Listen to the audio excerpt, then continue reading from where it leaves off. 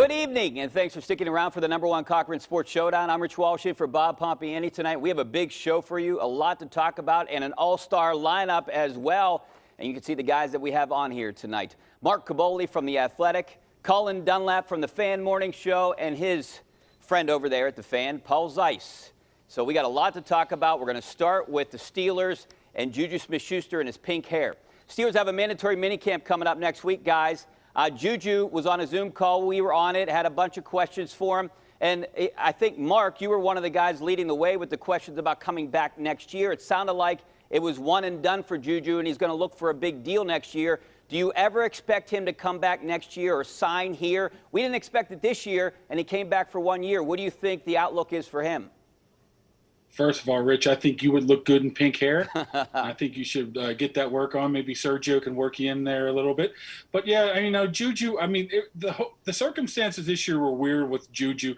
If it wasn't the salary cap like it was and it went down $20 million, he would not be here right now. We all know that right now. And, you know, I don't blame the guy for wanting money. He wants to go out and get paid. And that's basically what he said. I mean, you might want to criticize him for saying that publicly. You might want to commend him for being so open. But that's what he wants to do. And for that, I don't see how he can be around next year where he's just going to go out and try to, you know, get his worth up as much as possible. Where I had the problem with JuJu was, and I've been saying this for a couple of days now, is I don't like the fact that he's trying to plant that seed in, you know, potentially moving outside. Potentially moving outside in my book is he wants more money. He wants to make himself more valuable.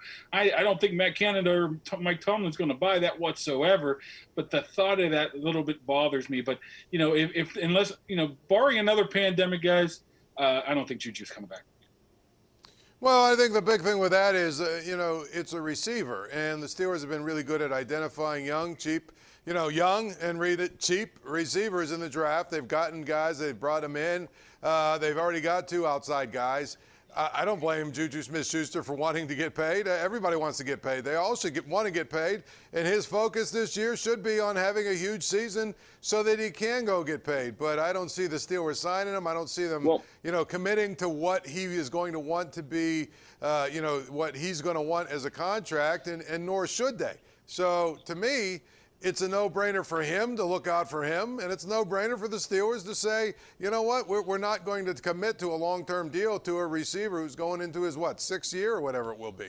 Well, we also selectively listen to what we want to listen to, because if you hear the whole context of everything that he said, and you guys did, he said, if we have team success, then we all eat. So I'm here to have team success. I'd like to have that, and then everybody will get paid, whether it's here or someone else. But he did preface it with team success.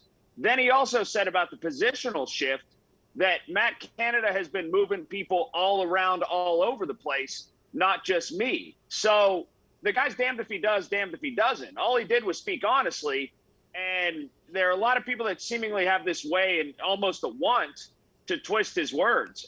I just heard a guy speak honestly, and I looked at it from a much different vantage. Yeah, he's trying to have a good season, and he did bring up how if everybody has a good season individually, collectively, they're going to have team success. And then also that in the very infancy of this Matt Canada offense being installed, he was moving all kind of people all over the place. Colin, we'll start with you here since you brought up Matt Canada and the new offense the Steelers have right now. I mean, we saw it at Pitt. He used a lot of running back, a lot of shifts, a lot of motions, a lot of tight ends. Where does JuJu fit in this offense? I think JuJu's the best option until we see what Najee Harris is. JuJu's the best option when it's 3rd and 2 and you need to get it out quick and just bulldog somebody and get a yard. He's the best option on 4th down if you're going to go for it. It remains to be seen what's going to happen with him in terms of any verticality or in terms of getting him out wide, outside of the slot some. So I don't know. But what I do know is this with the Matt Canada offense. It was never going to work. It wasn't going to get off the ground. There's no way it was possible unless it was 110% buy-in from the quarterback, being there all the time, making it work, having his hands really, really elbow deep in it. And to this point, I don't know how anybody can have any problems. It seems like Ben is all the way in, bought in.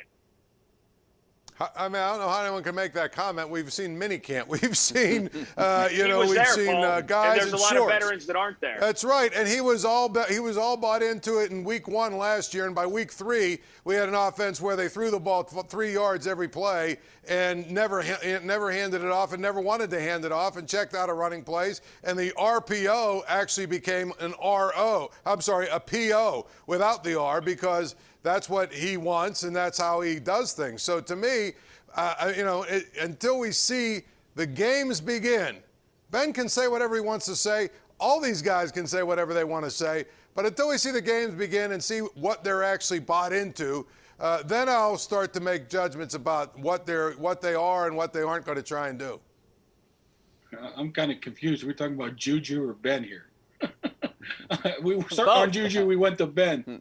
But, to be honest with you guys, I think the issue, we'll go with the Ben topic here, is I think Ben will be fine as long as it works. I mean, if you're into the second or third week of the season and the offense is struggling, they're not going anywhere, nothing's really working, then yeah, he's not going to buy into that. He's going to say, hey, let's move this around a little bit. Let's do something different. Let's do the stuff that I'm used to be doing. I think that's the only way, maybe not the only way, but that's the main reason why they would get away from it if it doesn't work. I think he knows right now that this is it, or very darn close, this is it, and he better follow the plan, or they're not going to have a chance. He's not going to have the chance to join the likes of, the Aikmans, the Montanas with more than 2 Super Bowls. So he better buy into something different because it didn't work last year, so he needs to find something. But if it goes bad early, that's the worst case scenario.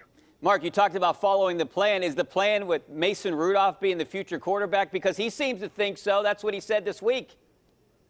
Yeah, I think so. I mean, I think they gave him a raw deal from day one he stepped on here. I mean, they took his quarterback coach away, gave him some kind of offensive assistant to work with, didn't even make him the backup quarterback, threw him to the fire year 2, then moved him around a little bit here and there with new coordinators and they haven't given him a chance. So as long as he's able to work with under Mike Sullivan, the new Sully in town, and work with the new offensive coordinator, I think he has a shot right now. I think he's by far their best option. Better than Dwayne Haskins. Well, I mean, I think that. Yes. Well, I think the biggest thing with that is, I mean, they signed him for another year, which means at the very least, if Ben Roethlisberger does retire, he will at least be in the mix to try and become the starter. And if you're Mason Rudolph, again, sort of going back to what we were just talking about with JuJu. What's JuJu supposed to say? I don't want to get paid? I mean, it's the same thing with Mason Rudolph. What's he supposed to say? Well, I'm going to be the backup for the next 10 years. No.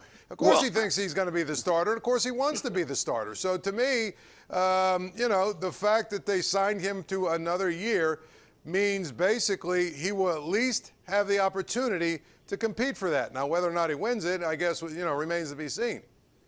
Well, I'm sort of at odds with they've never given him a chance. He had his chance. He got beat out by a duck caller from frickin' Georgia Southern or whatever. He had plenty of beat chance. Out? And if Mason Rudolph, wait a minute.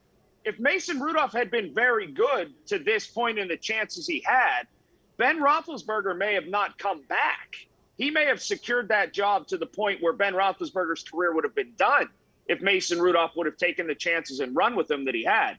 To say he hasn't had a chance as a Pittsburgh Steelers quarterback, I think is factually incorrect. Well, first thing I'll say, hold on, Rich. Let me say this real quick. I'm saying they're not setting up a guy that they took in the 3rd round, had a first-round grade. In the first year, they said, go do virtual reality. We don't need you. Then in the second year, they're like, oh, by the way, jump in there and start. And we don't have a quarterback coach. I don't think they set him up for success. Maybe not giving him a chance is a wrong word, but setting him up to succeed, they have not did that. Colin, before we go to break, did you see anything from Mason Rudolph that you liked at all, that you could maybe see some potential there? At the end of the season in the Browns game, he was good. But I've seen things where I think that Dwayne Haskins in a Matt Canada offense potentially could be better in the structure of that. It's just, I think this preseason is going to be actually something that is enjoyable to watch and you sort of gather information from. I'm looking very forward to the quarterback battle in the preseason. Yeah, me too. Totally agree with you. I want to see Rudolph and Haskins and those guys compete out there. We're going to continue the Steelers conversation also We're going to talk a little bit about a former Steelers player who's making some news right now. That's all when we come back here on the #1 Cochran Sports Showdown. The #1 Cochran Sports Showdown is brought to you by #1 Cochran, Go One Better, and by Highmark Blue Cross Blue Shield. Have a greater hand in your health.